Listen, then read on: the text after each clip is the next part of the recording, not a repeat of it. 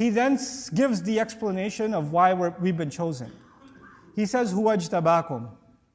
The easy translation of Huwa ajtabakum is, in fact, He's the one. He has selected you. He has chosen you. But the Arabic word here for choosing, or ijtiba, the word that's selected here by Allah, is very special. If you say the word ikhtiyar, which is also a word for choice, then it comes from the word khair, meaning you prefer something or something is, you make a better choice. That's ikhtiyar. You can say istafa or istifa in the Arabic language, which comes from safwa, purity. When you make a choice, you don't have to explain to anybody else why you made that choice. For example, when you go shopping and you buy like a blue shirt, you don't owe somebody a scientific explanation, why did you pick the blue shirt, why didn't you get the white shirt? That's istifa, it's purely your choice. There's no rationale necessary. But when you say ijtiba, which is the word Allah chose here, when He described that He chose you and me to be Muslim, that word actually comes from jabu. Jabu in Arabic, in Old Arabic, actually the verb used to be used for tax collection.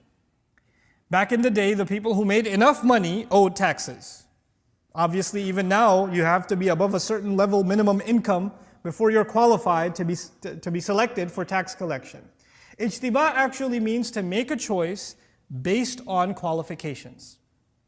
So in other words, when you get hired for a job, or if you're fixing your car, or you're tightening a screw or something and you pick the right tool for that job, you just did ijtiba. Because if you pick any other tool, it doesn't do the job.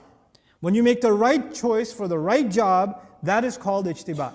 In other words, what I'm trying to tell you and what I'm trying to remind myself of is that when Allah honored you and me to be Muslim, the fact that you and I say La ilaha illallah, the fact that you and I have the gift of saying Muhammadur Rasulullah sallallahu alayhi wasallam is actually a very precise choice from Allah of you and me. There were plenty of other human beings available before Allah on this planet, and Allah chose precisely you and me to be Muslim for a task that He has. Because ijtiba is done for a particular purpose, for a task. So now, we aren't just chosen to be Muslim, we're chosen to be Muslim because we have a mission in front of us. And that mission He already describes is you have to struggle for Allah as is worthy of the struggle that should be made for Him. Huwa ajtabakum wama, and then he adds finally, now that I realize I've been chosen, even though I've been chosen, I'm still thinking this is too hard of a job. How am I going to do this? Fine. Allah sees something in me I don't even see it in myself. I don't even see what's so special about me. Why did I get chosen? There's so many better people out there. But and this is too hard anyway. Islam is way too hard. What Allah is asking of me is too much. I can't do it. And what are the next words from Allah Himself? وَمَا جَعَلَ عَلَيْكُمْ فِي الدِّينِ مِنْ حَرَجٍ. He did not place for you in the religion any difficulty, any discomfort, any tightness whatsoever. In other words, this is Allah Himself telling you, relax, I'll make it easy. Don't you worry about that. You're the right man for the job. You're the right woman for the job. You were the one chosen for this time, this day, and this age. When you look around now, you see that Muslims we're the target of media attention, political craziness. I travel to England all the time. But this last time I traveled, I got exhaustively questioned. What are you doing here? I got questioned, like, why are you here? That's never happened before.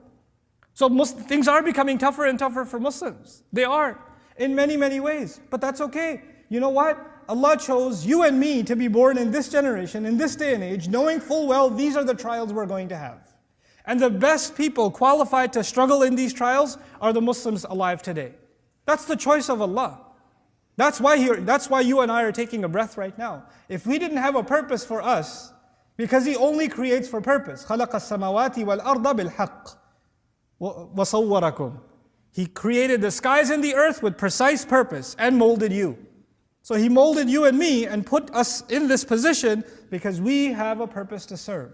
And then even though that's a challenging purpose, Allah Himself gives the orientation and says, I'm not going to make it any hard for you. It's not going to be difficult at all. I'll take you back to the analogy I gave you in the beginning. There's that job interview, and the guy gave you an impossible job description, and you're sitting there thinking, there's no way I'll get hired. And then he hires you.